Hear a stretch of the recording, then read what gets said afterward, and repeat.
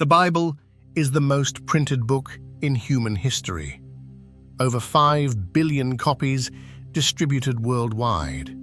It has shaped civilizations, inspired revolutions, and sparked centuries of debate.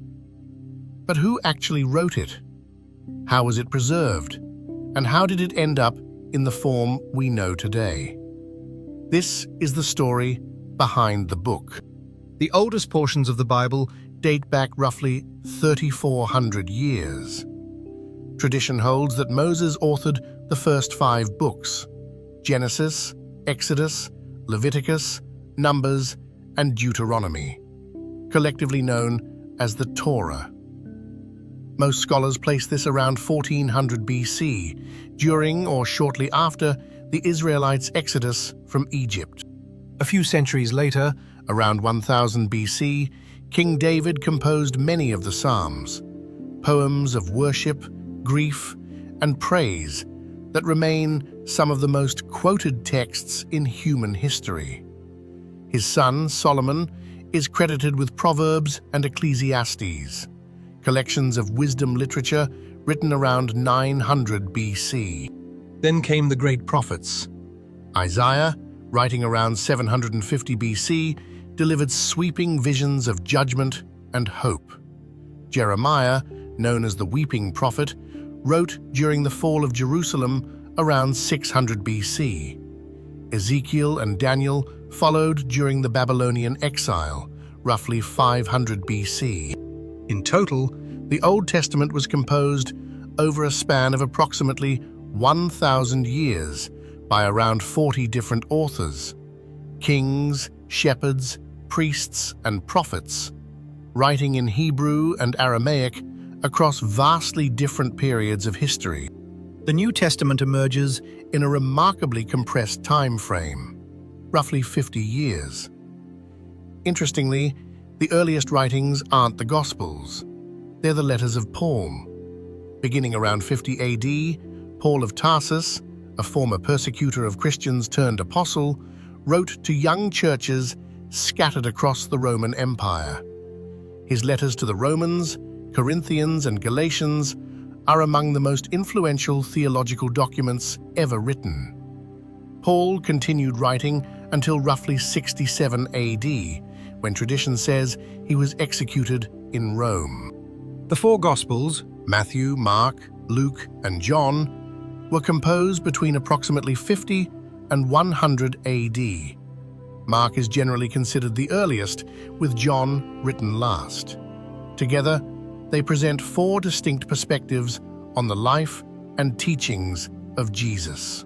Additional letters from James, Peter, and Jude round out the collection. And then there's Revelation, written by John around 95 AD on the island of Patmos, a vivid, apocalyptic vision that would become one of the most debated books in all of Scripture.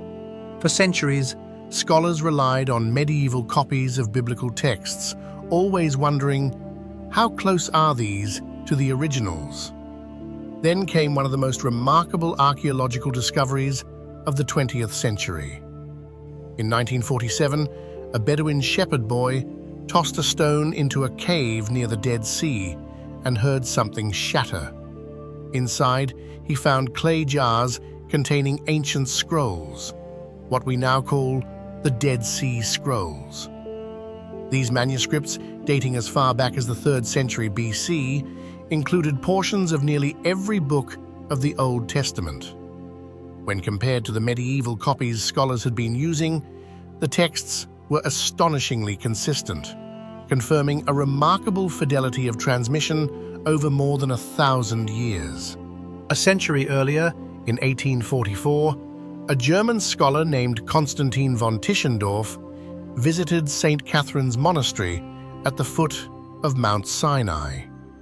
There, he discovered the Codex Sinaiticus, one of the oldest complete copies of the New Testament, dating to the 4th century AD.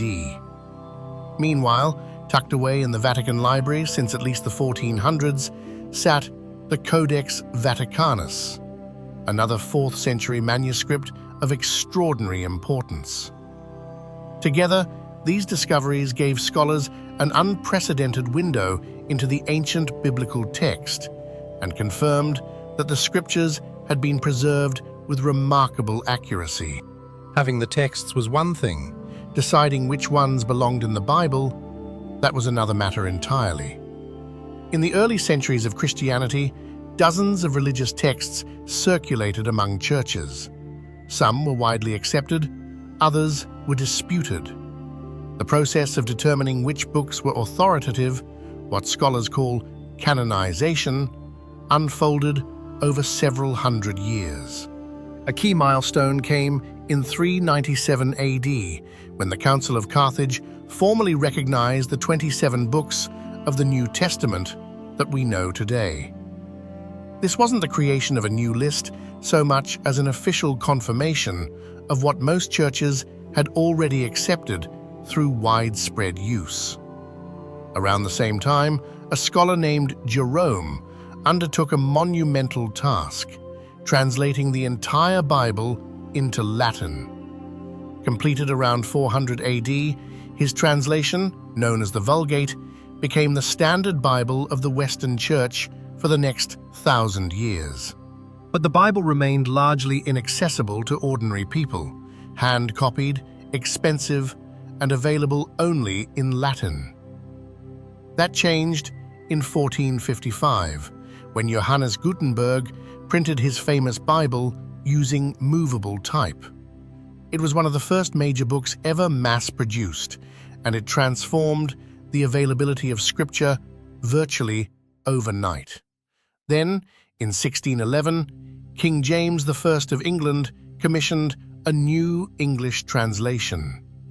The King James Version would become the most widely read English Bible in history, and its language shaped the English-speaking world for centuries to come. Written over 1,500 years by roughly 40 authors, preserved through scrolls, codices, and monasteries, debated by councils, translated by scholars, and finally printed for the masses. The Bible's journey from ancient manuscript to the world's most published book is, whatever your beliefs, one of the most extraordinary stories in human history. And remarkably, that story is still being written.